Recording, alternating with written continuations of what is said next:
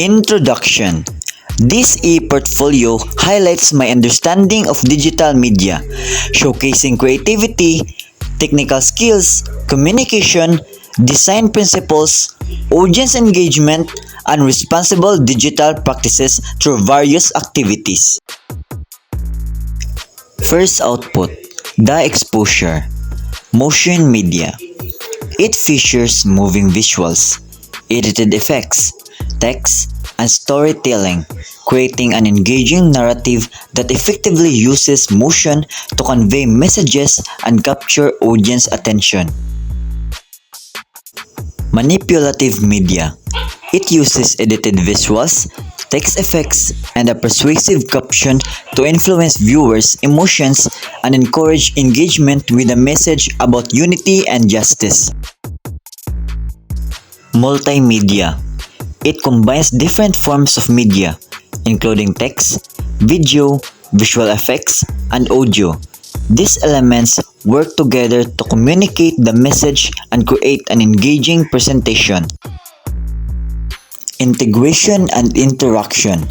It combines text, graphics, and video, allowing audience interaction through reactions, comments, and shares, creating an engaging, interactive, and integrated digital media experience. Second output. Welcome to our visual and information media. Barkada kontra bisyo. Labanan ng tukso. Pumili ng tama. Motion media. It uses video elements, moving text or graphics, and audio to present its message, making it a dynamic and engaging form of media. Manipulative media.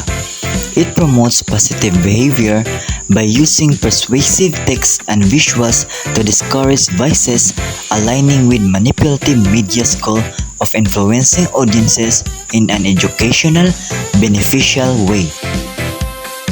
Multimedia.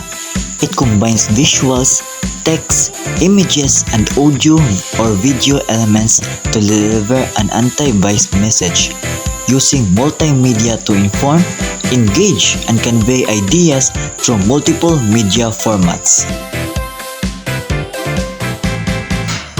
Integration and interaction. The post encourages audience engagement through likes, comments, and shares. It combines text, visuals, and video, showcasing integration and interaction.